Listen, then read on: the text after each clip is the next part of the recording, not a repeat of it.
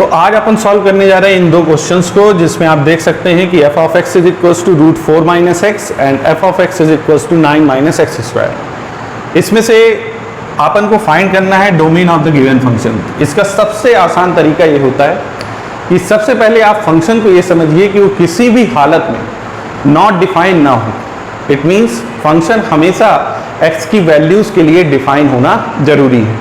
इसका मतलब सीधा सा है कि आपको x की कोई भी ऐसी वैल्यू यहाँ पर पुट नहीं करनी है जो कि किसी भी तरह से फंक्शन को नॉट डिफाइन कर दे। इसका मतलब हमें उन्हीं वैल्यूज़ को सेलेक्ट करना है जो वैल्यूज़ फंक्शन को डिफाइन रहने देती हैं। तो पहला क्वेश्चन जिसको अपन समझने जा रहे हैं तो वो इस तरह से है।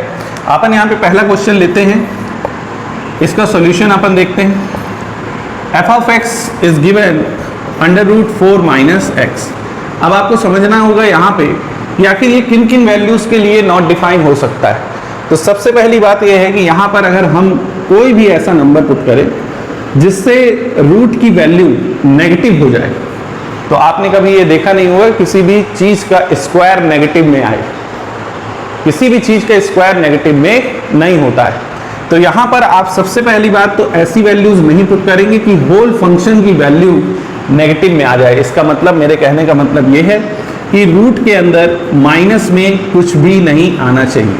रूट के अंदर माइनस, ये जो चीज़ें हैं ये फंक्शन को नॉट डिफाइन कर देंगे, क्योंकि आप रूट के अंदर माइनस की केवल मात्र एक इमेजिनरी यानी कि इमेजिन कर सकते हैं, तभी इसे इमेजिनरी नंबर्स यानी कॉम्प्लेक्स नंबर्स में रखा गया है। तो ऐसा कोई नंबर ना आए जो रूट के अंदर पे माइनस हो जाए। इसका मतलब कि यहाँ पर x की जो वैल्यूज़ होंगी वो ध्यान से सभी लोग सुने, x की जो वैल्यूज़ होंगी वो ऐसी होंगी कि वो इस फंक्शन के अंदर, इट मीन्स रूट के अंदर, किसी भी तरीके से नेगेटिव चीज़ों को या नेगेटिव वैल्यूज़ को नहीं आने देंगे। तो हम सबसे पहले लिख सकते हैं, नेगेटिव वैल्यूज़ की बात कर रहे हैं यानी 0 तक हमारा काम चल सकता है। तो हम यहाँ पे लिखेंगे 4 माइनस एक्स, जो कि रूट के अंदर की लिखी हुई वैल्यू है।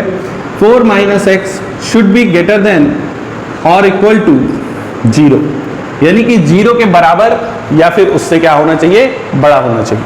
तो आप यहाँ पे देखें, हम माइनस एक्स को उस तरफ ले जाएंगे यानी ट्रांसपोज कर देंगे, तो आप देखिए इधर पर x आ जाएगा। इट मीन्स x की जितनी भी वैल्यू होंगी वो आपको 4 तक तो चल जाएंगी और 4 से छोटी होनी चाहिए। इट मीन्स हम इसमें अपना डोमेन क्या शो करेंगे, डोमेन जो होगा वो x से, इट मीन्स 4 से और छोटा हो सकता है, लेकिन 4 से ज़्यादा बड़ा नहीं होगा। 4 से बड़ा नहीं हो सकता। तो इसका सीधा मतलब है आपको यहाँ पे क्या लिखना है कि ये माइनस इनफाइनाइट, इट मीन्स 4 से छोटा। तो कहाँ तक छोटा, आप कहीं तक भी वैल्यू लेकर के जा सकते हैं। इट मीन्स माइनस इनफाइनाइट तक आप जाइए। आपको पता होना चाहिए इनफाइनाइट पे हमेशा ओपन ब्रैकेट का यूज अपन करते हैं।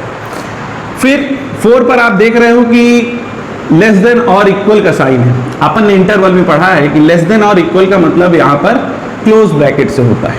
किस ब्रैकेट से होता है, क्लोज ब्रैकेट। अपन ग्रेटर देन और इक्वल भी पढ़ते हैं, उसमें भी अपन क्लोज ब्रैकेट लगाते हैं। जब भी कभी अपन ओनली लेस देन तो ओपन एंड ग्रेटर देन तो भी अपन ओपन ब्रैकेट्स का यूज करते हैं, क्योंकि आप सीधा सा कॉन्सेप्ट समझ सकते हैं कि जिस भी साइन में इक्वल इन्वॉल्व होता है अपन वहाँ पे क्लोज ब्रैकेट का यूज करेंगे ही करेंगे। क्लोज ब्रैकेट का यूज इक्वल इन्वॉल्व होने पे होता है, तब ये नंबर उस इंटरवल के दौरान आप ये देखोगे कि वो इंटरवल के दौरान वहाँ पे काउंटेबल होता है। It means this is the domain.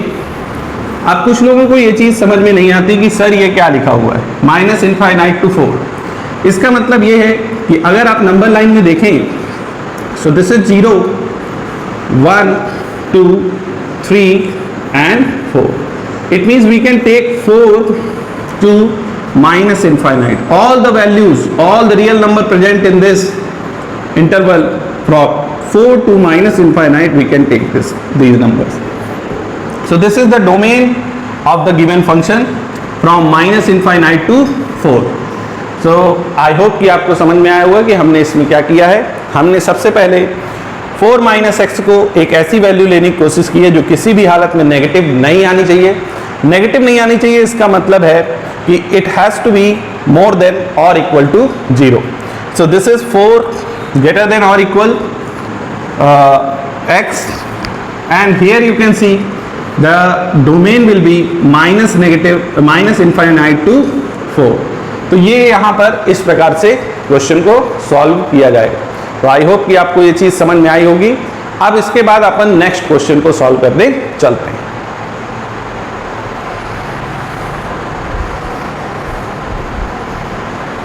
यहाँ पे आप देख सकते हो it is given second and we can solve this question. Here given f of x is equals to under root 9 minus x square. Again इस पे इस बात का ध्यान रखना है अपन को कि किसी भी तरह से ये फंक्शन क्या नहीं होना चाहिए, नॉट डिफाइन नहीं होना चाहिए। इट मीन्स कि अपन यहाँ रूट के अंदर जीरो तक तो ला सकते हैं, लेकिन माइनस किसी भी हालत में जीरो के अंदर रूट के अंदर नहीं आना चाहिए। तो अपन यहाँ पे लेंगे 9 minus X square should be greater than और इक्वल टू 0। तो here you can see it is equals to X square. Now if square root transpose to this place, it become under root 9, and you can see the plus minus 3 will come. X is this will come, but we cannot imagine कि एक ही number plus में भी और एक ही number minus में भी किसी के इक्वल हो सकता है। तो अपन को इसे इंटरवल के फॉर्म में लिखना होगा।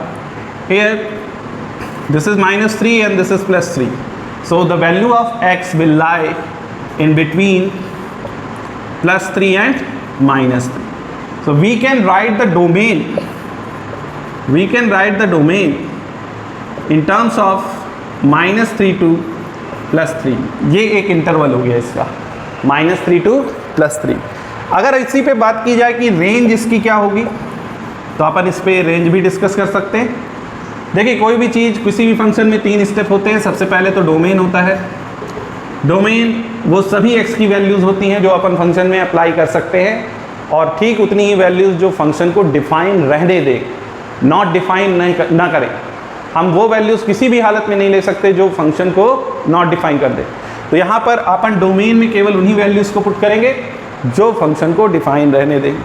दूसरी बात होती है रेंज। फंक्शन में डोमेन की रखी हुई हर एक वैल्यू अपनी एक इमेज यानी कि एक वैल्यू लेकर के फंक्शन को डिफाइन करती है। इट मीन्स जैसे अपन ने यहाँ पे -3 और 3 लिया हुआ है, अगर हम पुट करेंगे डेफिनेटली उसका कोई आंसर फंक्शन हमें देगा। आंसर हमें जो मिलेगा वो सारी चीज़ें रेंज सेट में आती हैं। किस सेट में आती हैं? रेंज में। जो वैल्यूज़ हम पुट करते हैं वो डोमेन में आती हैं, और जो आंसर्स उनसे हमें फाइंड होते हैं वो रेंज में आते हैं। इतना आप ईजी लैंग्वेज में समझ सकते हैं। तो सबसे पहले तो हम यहाँ पर देखेंगे कि if we take the lowest value of this is -3, so if we take -3 then the function become 9 minus 3 square. So this is 9 minus -3 square, it means 9, and the -3 square is 9 also, so it will come 0. For +3 it is also the same. Why? Because the square of negative and positive any value is always same, so 9 minus 9 it will come 0.